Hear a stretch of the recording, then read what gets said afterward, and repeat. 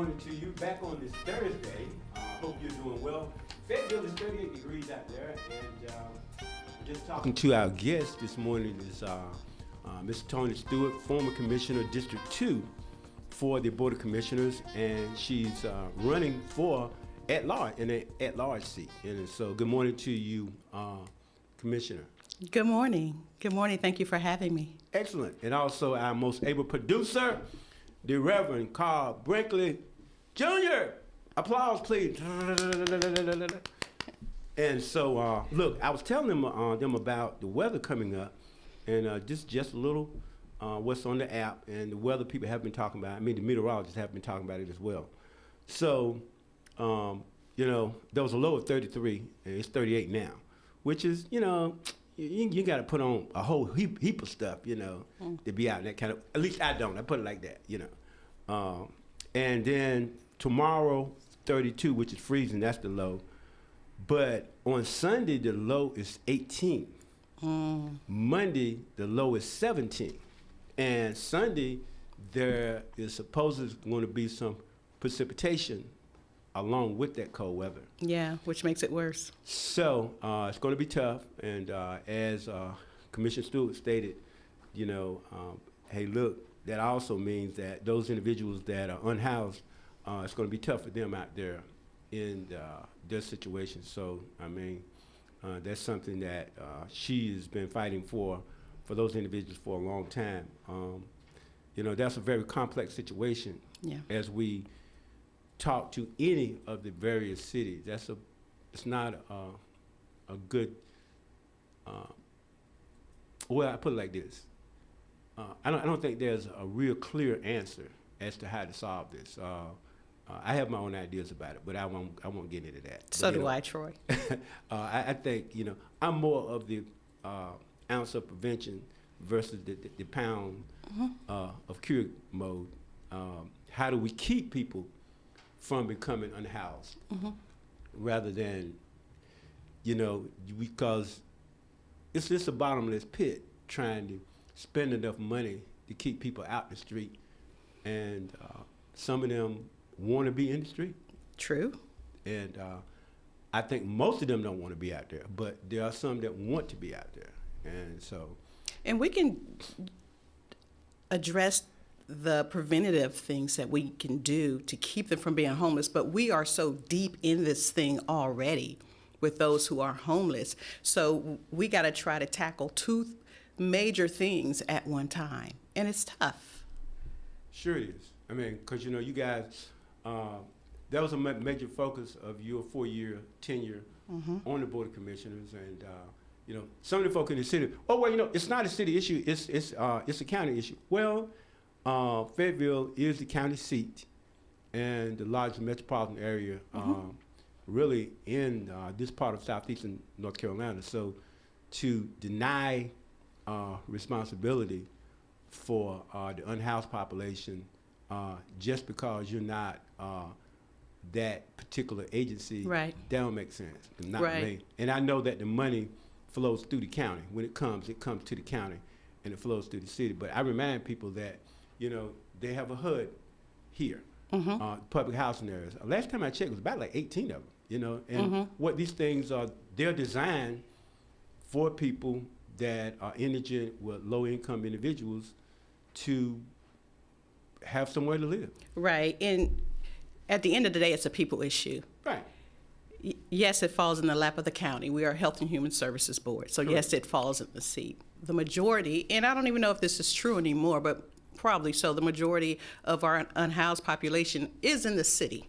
Most likely because you have the population of Cumberland County, I guess around 330,000, maybe 40, maybe up to 50 now, but still the population of Fayetteville City proper is about 210,000 people. So, you know, I mean, they would have to be in the city. Yeah, but I tell you, the numbers are growing outside of city limits, out in the county. You know, I'm out in Grays Creek, out on 301.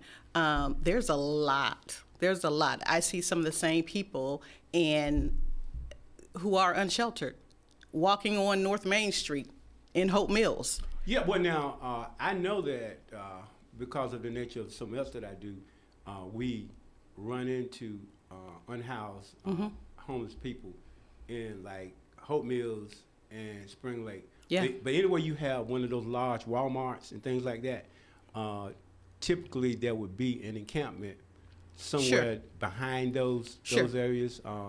I was like surprised. I was out with Council Member Brenda McNair once, and she asked me to go with her to meet with the group. And there is the Walmart there on the corner of Rayford and Gillis Hill Road. Oh yeah, they've been there for years. Well, but again, for those of us that don't live on that side of town, Yeah. I'm on Randall Street North. Yeah. So I hadn't thought about that, and I was like, Oh, yeah. wow. Oh, yeah. So the apartment complex, they were concerned about them walking through and their presence to them and the whole nature of crime and everything else that would be involved in their proximity to those encampments. And now I know the city went and they have code people that say, you can't be here, Yeah. and matter of fact, we're going to find you somewhere to be, and they move them, and in 24 hours, they're right back. Yeah, because that's their home. Now, the apartment complex over there went up how many years ago? I don't know because I'm not real familiar. Maybe within the last 7 years or so. I could be right. Perhaps Right. around that time. Back in 2015, when we started doing White Flag, that was one of our stops to go pick them up. Okay. And that was like 2014, 2015. They've been there a long time. And so when things start going up, you are displacing, someone in, regardless if it's in the woods, they were over there behind Harley Davidson, anywhere that you see a wooded area, into them, a safe area, that's where they're going to be. And see, those are the ones that we miss because it's safe for them.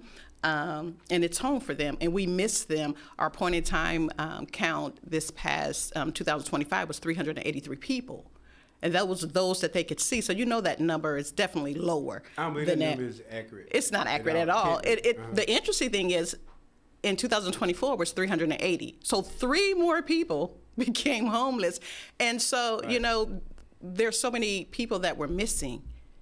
Well, the math can't be right with that. Because I follow this thing a little bit too now. So Well, if you have 300 students that are unhoused, how can that be the total number of people right. unhoused? Right. Because those students had to come from Have parents. either one or two. Right. So that can't be Correct. Correct in the math that. Math ain't mathing. No. That can't be right. No. Can't be right. But again, they only count those that they can see. And it's so interesting because normally they would go into some of the shelters and count. They would go, that's the only place they would really go. You had when Officer Stacey Sanders used to be with Fayetteville Police, and she had a rapport with those who are unsheltered. And she, and some other people would go into some areas where might not be safe for just anybody from the general public to go to. So they were able to get more of a count, right? But now we don't have that. We don't even have a shelter where they can go to the count. That's true. So I'm very interested to see what the numbers are going to be this year. Sure, right. So that happens in January, I think the last Thursday in January. Right. Well, Commissioner Stewart, that's a concern. But I would say this, though. Still, you got to have a pretty large budget. There's a lot of other things that the Board of Commissioners should have a responsibility to deal with. And Yeah, we do. Like schools now. Matter of fact, I just was reading a thing this morning where they were talking about a number of schools that they were saying that need to be, either we need to consolidate them or eliminate them altogether. Right. Somebody, because they have a governance board as well, someone somewhere is making that determination. I'll trust that they know what they're talking about, and that it's not born out of any kind of bias or anything like that. Yeah. Because just having these buildings up and they're falling apart and nobody's in them. The maintenance bill, the repair bills Right. are sky high at Right. this point. So they have their own budget, but then again, they have money that comes directly from the Board of Commissioners. Absolutely. And so, Absolutely. we have that all that's going on. Then you have PFAS. You know, we don't. You know, Yeah. people want clean water. Eventually, we have Grace Creek where you are. Yeah. The kids, they were on bottled water for about 8 or 9 years out there, right? And you think they trust the water now? Uh-huh. They still drink bottled water. Well, I can understand that there being a level of skepticism. Absolutely. However, you know, but they are talking about a filtration system, you know, but understand those of us that get PWC water, it's the same thing. Yeah. You know, Yeah. well, first of all, PFAS is in it. Yes. We know that. It's just Yeah. that the amount that's in there, they're saying that's not As high. it's high. Yeah. I mean, it passes the standard. And what is the standard? I mean, people like Troy, we don't know. I No. mean, because I'm not a scientist and Correct. whatever. So how much of it do you want? You want a little bit of it, I or mean, you know, you what we doing? I don't know. Look. I have no idea what amount Yeah, I should don't want be none of safe. it. And if I did know that, I don't think there's no way I can tap that out at my house to know that, to test Yeah. that. I don't have the ability to test that. So, Yeah. you know, you got to deal with all that. And then, long before you were there, and still so now, we are a tier 1 community, meaning that we are poor. Yes. That that's what that means. Yeah, I'm trying to think of where we fall. I think we are, as far as ranking, I don't recall right offhand, but we're up there. Like, I want to say second or third, but don't quote me. That's what I'm saying. Poorest you know, sure. county. Yeah, right. We're poor, and people say, "Well, how can that be?" You know, I was looking at some numbers the other day ago, and I was talking to some friends, and I said, you know, the fastest growing. I was looking at the 5 fastest growing cities in North Carolina: Wendell, in Apex, and then Angier in Harnett County. It's northern Harnett County, which is borders Wake County. And I forgot what the other ones are, but that would be other two. But I'm just saying is that, you know, we're going to have to come up with some things. And I know that the city and the county, in my opinion, are working better together now than they worked in a long time. Some things that need to happen here. We got a consolidated 911 center, which is something that should have happened a long time ago. But look, I'm so old. I predate 911. I mean, when there wasn't a 911, you know. As do I. As do I.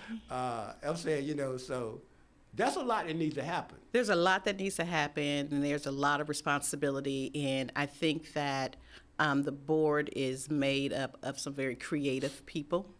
Right. And I think that we can get it done. It's a lot of work to be done. Right now, you know, we don't have any projects going on that I know of in the county right now.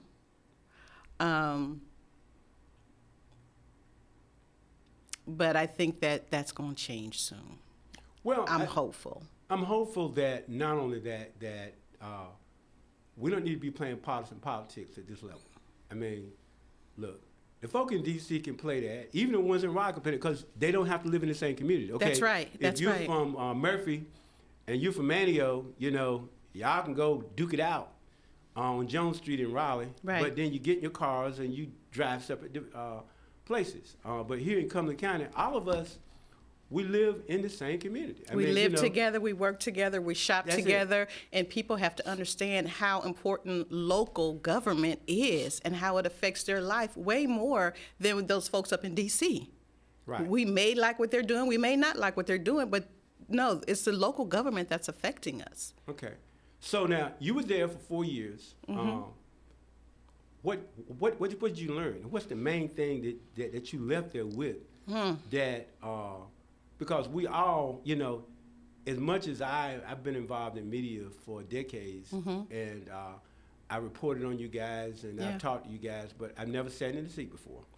And so even if I sat in the seat, it would be new to me, because I tell people, look, it's one thing to be on the outside looking in, but when you have to sit there and make decisions and attend those committee meetings and all those things, it's always an aha moment. Yeah, it's totally different sitting in this seat, and I really wish that people understood that even, when we go in and we're voting and we're making decisions, there's many conversations that happen before that, right? So they only see one aspect of it. What I learned was just how slow government is, right? And people, they know that, but no, like a snail, a snail's pace. People do play politics, and my mentality, I've always had this kumbaya mentality. But politics are being played, and I believe that when it comes to people, we can't play politics when it comes to people, because especially local government, we have real people issues. Again, the PFAS. So many other things, unsheltered, having a livable wage, getting, companies to want to come here, right? And dealing with some issues to make our community grow. There were so many things that I found joy in, and there were things that frustrated me. I think the things that I found joy in was really understanding. People say how bad politics is, and it's evil and it's bad, and politics is not bad. Sometimes you get people with agendas, and maybe they don't have the best intentions. That's bad, but not politics, because politics is put in place for people, and that's who I represent. Sure. Well, you historically you made some moves in your first tenure.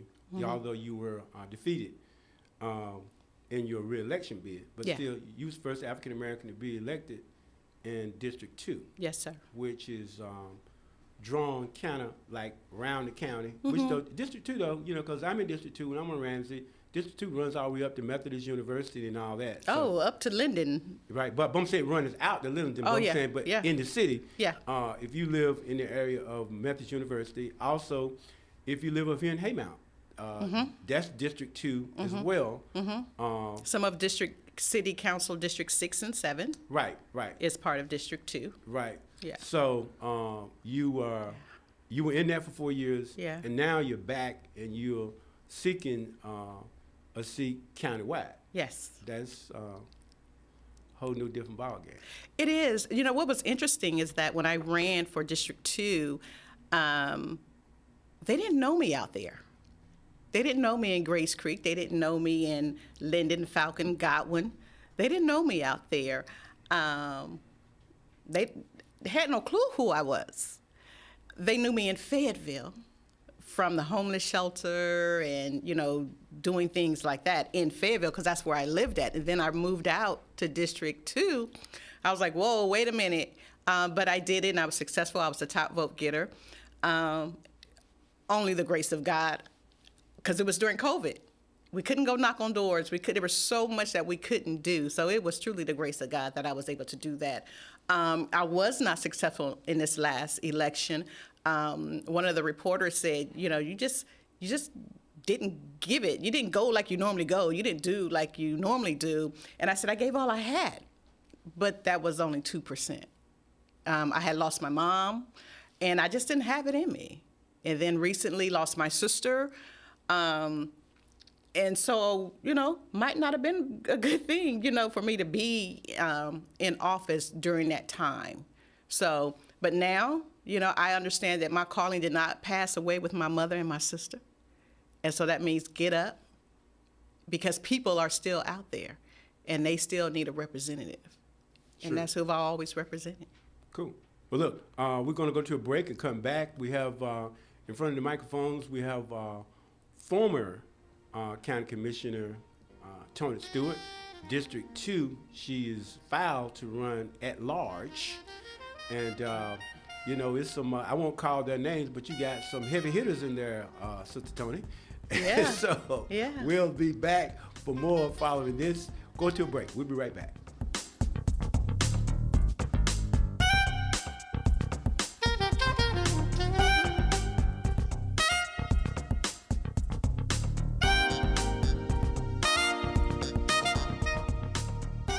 The health care coverage standoff centering on Obamacare subsidies and plans that led to the long government shutdown still needs to be settled.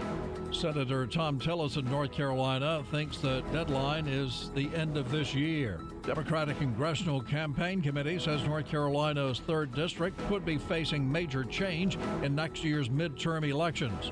Last month, judges allowed the state to redraw congressional maps aimed at flipping a seat to Republicans in the state's only swing seat. Fireworks at a legislative hearing in Raleigh on Wednesday involving the Parents' Bill of Rights and one school district's approach to the law. House Majority Leader Brendan Jones lashed out at Chapel Hill Carborough school officials, arguing that they did not want to fully implement the law. Thursday, the journal Astronomy and Astrophysics is scheduled to publish the discovery of a new planet. Mike Rayleigh, NCN News.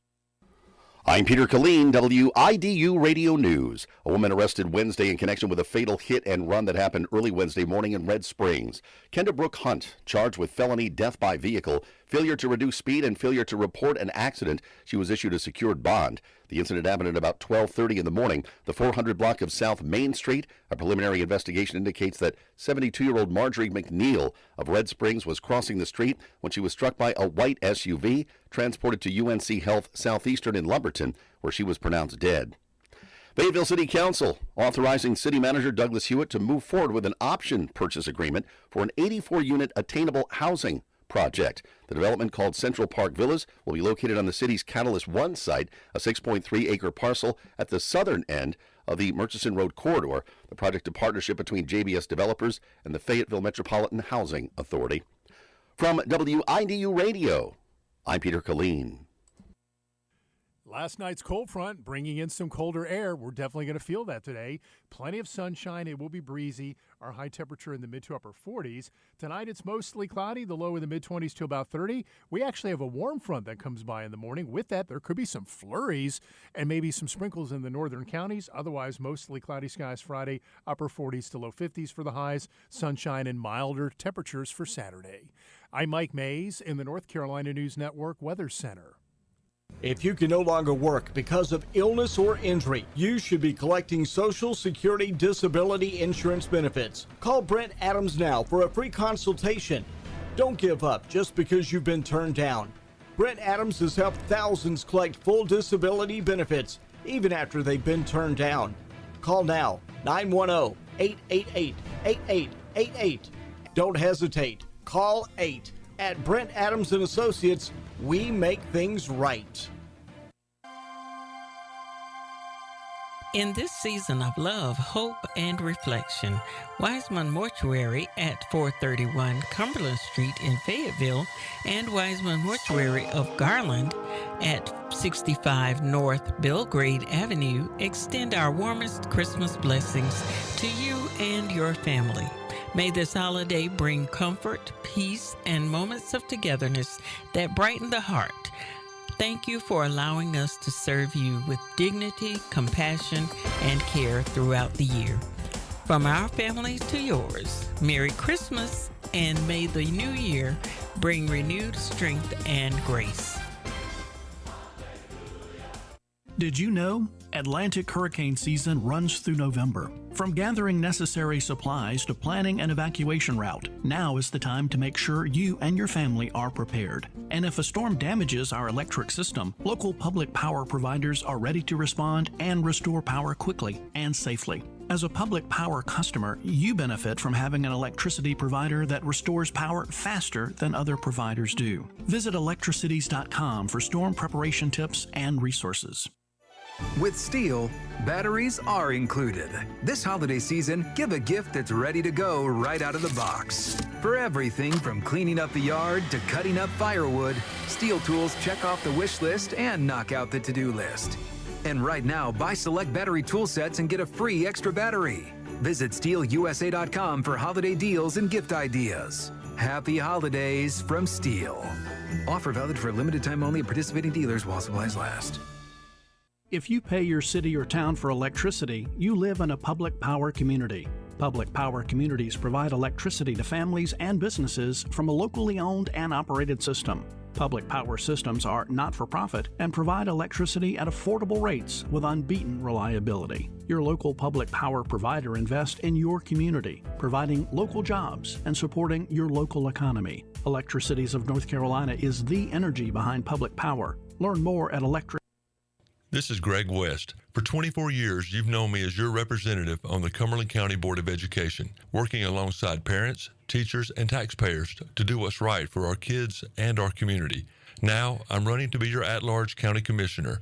My focus is clear: strong schools, reliable water and sewer infrastructure, a growing workforce pipeline, and keeping our tax burden low. Let's build what matters for Cumberland County. This is Greg West. I appreciate your support and your vote. Paid for by Elect Greg West.